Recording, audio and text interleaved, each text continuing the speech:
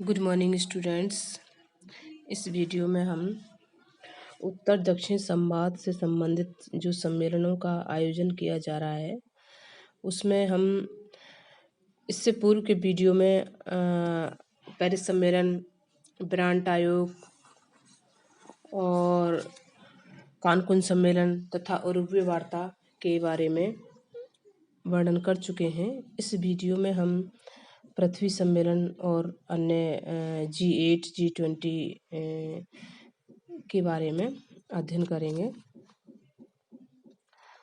पृथ्वी सम्मेलन जून 1992 and June 1997 में हुआ था। रियो डी जेनेरो जो कि ब्राज़ील में है, उसमें 3 से 14 जून 1992 में पृथ्वी शिखर सम्मेलन का आयोजन किया गया था। उत्तर मतलब अमीर देश, दक्षिण यानी गरीब देशों में पर्यावरणीय मुद्दों को लेकर के एक सम्मेलन का आयोजन किया गया था। विकसित देश, जिन्हें उत्तर के देश कहते हैं, वो मानते हैं कि गरीबी और जनसंख्या विस्फोट के कारण ही पृथ्वी की यह हालत हुई है, जबकि दक्षिण के जो गरीब देश हैं उनमें अभी भी उष्णकटिबंधीय घने जंगल हैं और अमीर जो देश हैं वो ये अंदेशा लगाते हैं कि जो घनी आबादी वाले देश हैं ये अपनी जनसंख्या का पेट भरने के लिए इन जंगलों को भी काट सकते हैं। इसके विपरीत विकासशील जो देश हैं वो पश्चिमी देशों की बेलगाम जो फिजूल खर्ची है वो जो की जा रही है, उससे पृथ्वी प्रदूषित हो रही है। ऊर्जा के स्रोतों के अति दोहन को वे पर्यावरण प्रदूषण का प्रमुख कारण मानते हैं।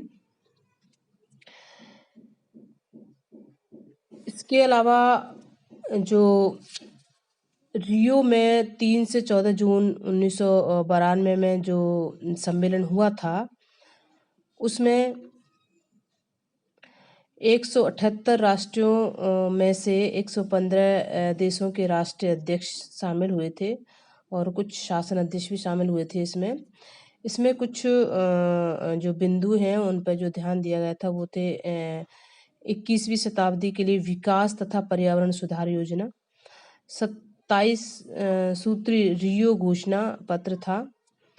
थर्ड था इसमें विश्व के वनों के संरक्षण संबंधी कुछ ऐसे उपाय थे जिनका इसमें रियो सम्मेलन में प्रस्ताव रखे गए थे। इसके अलावा है G8 विकसित देशों का जो समूह है वो G8 कहलाता है। इसकी जून 2003 में इसकी बैठक हुई थी। बैठक के जो मेजबान फ्रांस ने भारत सहित 1 दर्जन प्रमुख विकासशील देशों को भी इसमें आमंत्रित किया था। इस नई पहल से विश्व की आर्थिक समस्याओं पर बातचीत का एक अवसर मिला था। G8 की वार्षिक बैठक में सामान्यतः आर्थिक मुद्दे ही प्रधान रहे थे। विश्व व्यापार समूह जो G8 है, 8 समूह जो है देशों के सेंट पीटर्स शिखर सम्मेलन जो कि 16 से 17 जुलाई 2006 में हुआ था, कि 8 समूह के सदस्यों के अतिरिक्त इसमें भारत, चीन, ब्राजील, मैक्सिको और दक्षिण अफ्रीका को भी इसमें विशेष रूप से आमंत्रित किया गया था। भारत के साथ परमाणु क्षेत्र में भागीदारी बढ़ाने का भी इसमें निर्णय लिया गया था। विश्व व्यापार संगठन के उद्देश्यों को पाने के लिए विकसित और विकासशील देशों के बीच सहमति बनाने और निर्णायक सहमति तक पहुंचने की भी इसमें एक मंशा जाहिर की गई थी। फ्रांस के ड्यूबिले में 26 से 27 मई 2011 को G8 के 37वें शिखर सम्मेलन में विकसित एवं विकासशील देशों ने लीबिया में जारी संघर्ष, जापान में फुकुशिमा नाभिकीय दुर्घटना, यूरोपीय ऋण संकट, अफगान संकट, आतंकवाद के विरुद्ध संघर्ष जैसे मुद्दों पर भी चर्चा की गई थी। अब है नेक्स्ट इसमें G20 समूह 20। G20 का जो गठन है वो सितंबर 1999 में हुआ। ये संगठन विश्व की सबसे चुनिंदा जो अर्थव्यवस्थाएं वाले देशों का संगठन है, जो कि मतलब जो उनकी विश्व वित्तीय एवं मुद्रा व्यवस्था तथा व्यापार में सबसे महत्वपूर्ण भूमिका अदा करते हैं। इस संगठन में G8 के 8 देशों जैसे कि America, France, Britain, Italy, Japan, Canada, Germany तथा रूस के अतिरिक्त और भी कई इसमें देश थे, जैसे भारत, ब्राजील, ऑस्ट्रेलिया, चीन, इंडोनेशिया आदि, तथा यूरोपीय संघ की अध्यक्षता कर रहे देश को भी इसमें शामिल किया गया था।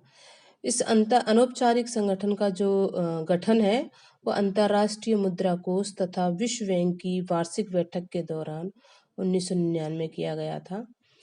संगठन का जो प्रथम अध्यक्ष है वह कनाडा के पॉल मार्टिन को बनाया गया। संगठन का मुख्य उद्देश्य अंतर्राष्ट्रीय वित्तीय व्यवस्था को अधिक सुगम बनाना, बिगड़ी हुई अर्थव्यवस्थाओं में संरचनात्मक सुधार लाना, विश्व बैंक एवं अंतर्राष्ट्रीय मुद्रा कोष द्वारा दिए जाने वाले ऋणों का कुशल प्रबंधन करना आदि शामिल है। G20 के सम्मेलनों में विश्व बैंक तथा अंतर्राष्ट्रीय मुद्रा कोष के अधिकारी भी भाग लेते हैं। ये सम्मेलन मुख्यतः विश्व में अर्थव्यवस्थाओं में ढांचागत सुधार करने, मौद्रिक संकटों से निपटने तथा व्यापार विस्तार से संबंधित मुद्दों पर पारस्परिक सहमति हेतु आयोजित किए जाते हैं। नेक्स्ट है इसमें पेरिस में जलवायु परिवर्तन सम्मेलन। 30 नवंबर से 12 दिसंबर 2015 तक पेरिस में संयुक्त राष्ट्र जलवायु परिवर्तन सम्मेलन संपन्न हुआ। सम्मेलन के अंतर्गत 21वीं कॉन्फ्रेंस ऑफ पार्टीज में जलवायु परिवर्तन पर ऐतिहासिक समझौते को 196 देशों ने 12 दिसंबर 2015 को अपनी स्वीकृति दे दी। इस समझौते के अंतर्गत धरती के बढ़ते तापमान को 2 डिग्री सेल्सियस नीचे रखने का लक्ष्य रखा गया। इस दिशा में विकसित देश 2020 से 2025 तक विकासशील देशों को प्रतिवर्ष $100 अरब की आर्थिक मदद देंगे।